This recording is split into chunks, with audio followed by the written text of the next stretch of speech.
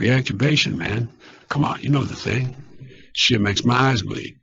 Right, hey, what's up, guys? Welcome back to another Reactivation video. Hey, Reactivators. Today it's how to be fearless under pressure. Charisma on Command is this guy's channel. I think it's only one guy. It might be more. I don't know. This is gonna be the first time I've ever heard of him. Yeah. You? Yeah. Oh yeah. I hadn't heard of him until we saw these videos come across. Thought it sounded interesting.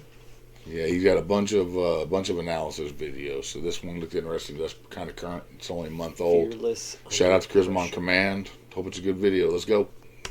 So in this video, we're going to break down what you can learn from him to be confident in those high-pressure situations in your own life. Also, the original version of this video was banned by YouTube, which is why you might recognize this re-uploaded, updated version. Please don't ban us again, YouTube. Spoilers through Season 5 to follow.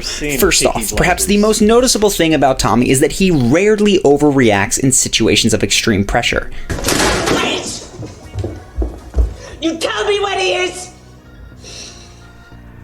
Tommy's calm, non-reactive demeanor is extremely unsettling to his adversaries, but even more important, it's in this remaining calm that he's able to put into practice all of the other strategies that we're discussing in this video, so this piece is foundational. Now, Tommy wasn't born cool as a cucumber, none of us are.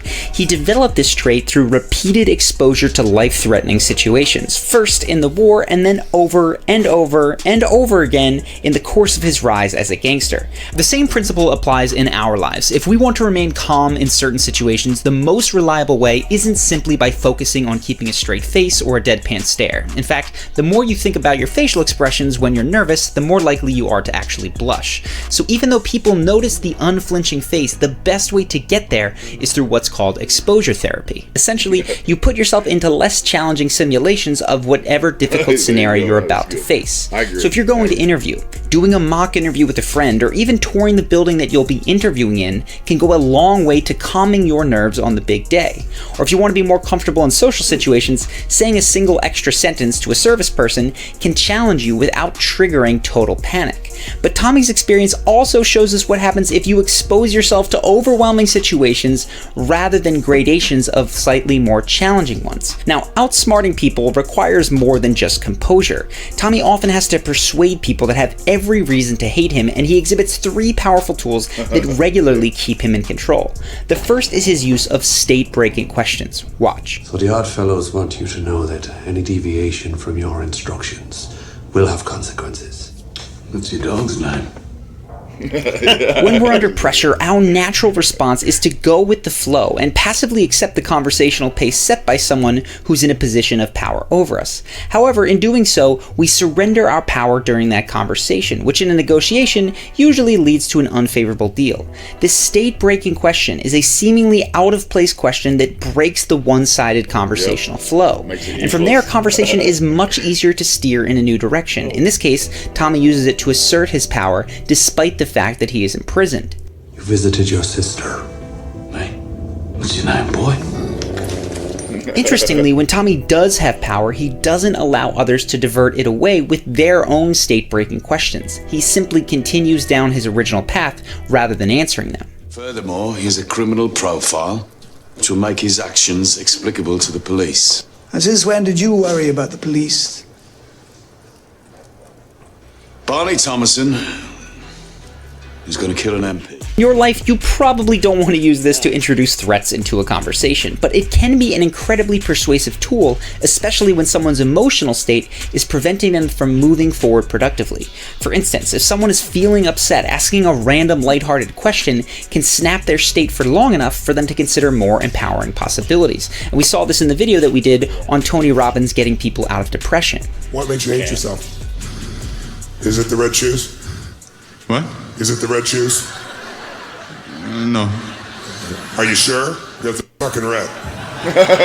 Now, a simple question isn't going to instantly put someone on your side. In fact, other people can be counted on to continue to pursue their own agendas, which is why we often see Tommy get what he wants by finding a way to align his needs with the other person's. Watch here as Tommy tries to convince another faction to join him in a war against the Italians. He doesn't appeal to honor or to doing what's right, but to doing what's good for Alfie Solomon. And if the Italians win, they're not planning on leaving. And after me, it'll be him and then you. And the fucking mafia, Alfie. They can distill their liquor And it's against the law. They've come in and they like what they see. They're coming and they're here to stay.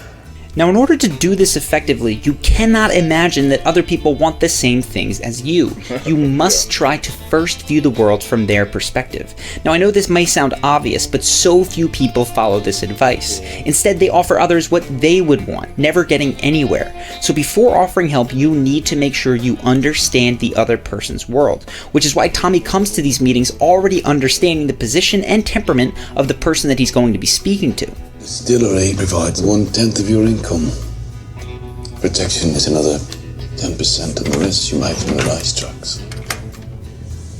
I know you keep a gun in the drawer.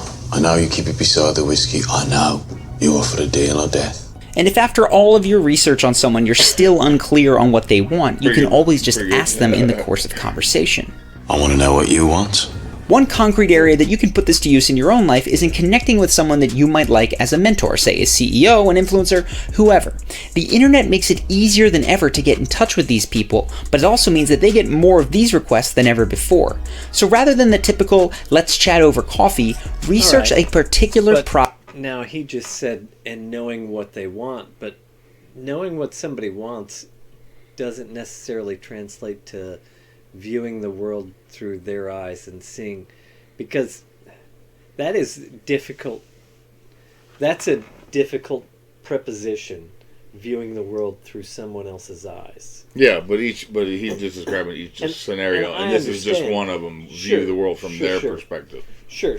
But I viewing the world from somebody else's perspective is rather tough, because you really only have your perspective, and you can try to be empathetic. You can try to view it, but you'll never truly.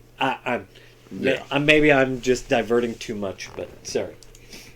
Problem they may have, and then offer to meet to discuss how specifically you can help. This is a much more effective way to start that relationship.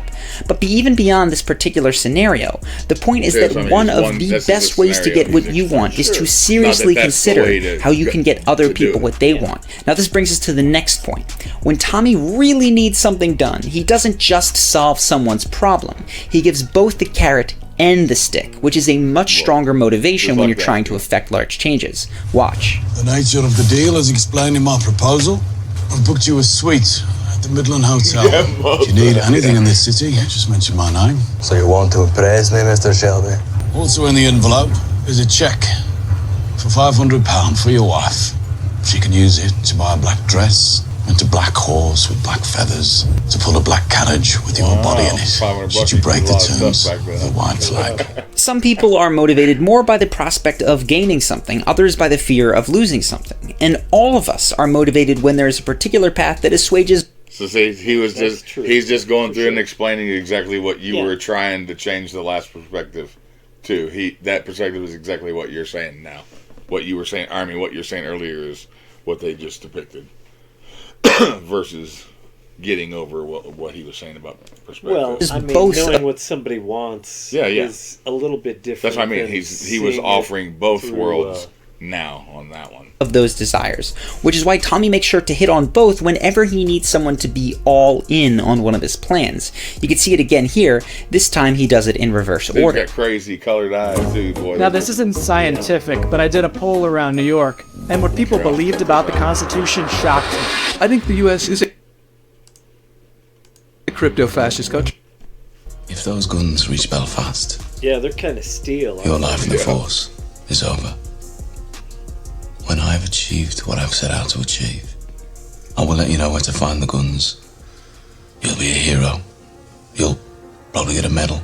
This is a far superior persuasive strategy than simply commanding or threatening people, and it's incredibly helpful when you're trying to inspire any group of people. So whether it's in school or work, when there's a team of people that you're trying to move towards a common goal, or if it's in business when you're trying to explain the value of a product that you're selling, don't just talk about what someone can gain if they follow your vision, but instead on what they might miss out if they don't.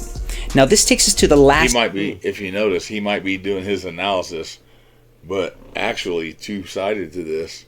If you look at the clips that he's showing, are literally from movies where if he would have been playing the audio to those clips, they were doing exactly what he was describing. Yeah. So he's literally got the good clips that aren't playing audio, but he's picked out the perfect clips to describe what he's saying. Also, it's pretty good editing and pretty good choice of analysis in this. This guy does this Charisma on Command guy does a pretty good job in my opinion so far.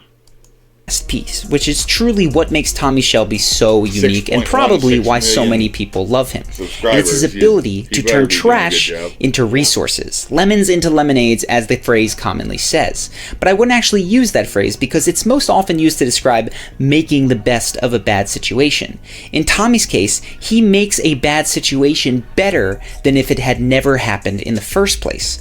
For example, when there's a failed assassination attempt on his brother's life, he doesn't just look at the bright side of things, that his brother is alive. He uses that attempt to spread disinformation, telling everyone that Arthur, his brother, is dead, which buys him time to recuperate and then eventually surprise and kill that season's big baddie, Luca Changretta. Similarly, Tommy is told that he needs to kill his friend Danny Whizbang to avoid all-out war with the Italian gangsters. Clearly a bad situation, but he makes it work out better than if he didn't have to by using it as an opportunity to fake Danny's death, which gets him a man who can operate in London without anyone even looking for him. And it also gets him a hiding place for the guns that he stole at the beginning of the season, the supposed grave of his friend, a place that...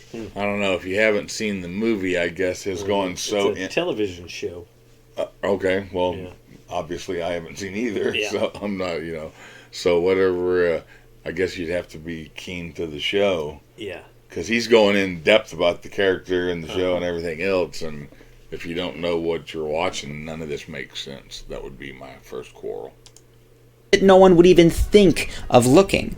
Now, this might seem like it could only work in scripted dramas, but this strategy of turning trash into resources is how some of the most elegant and brilliant solutions are created in the real world. The point is, the bad things in your life may only appear bad in a particular context. If you could put those things into a completely new and different context, you can turn something that everyone else overlooked into a valuable resource. So an extremely powerful question to ask when you're frustrated or you wish a circumstance wasn't the case is, how can the thing that I least want become valuable towards another goal of mine? And if you're looking for more guidance on building social power quickly, you might like to check out our course, Charisma University. That's a good conclusion, I guess. That's a good video. Yeah. A lot of good points. Go check out Charisma on Command, and he's got this this Charisma University thing going on. That go to his channel. I'm sure you can get the links and everything there. I'm not going to provide any of that.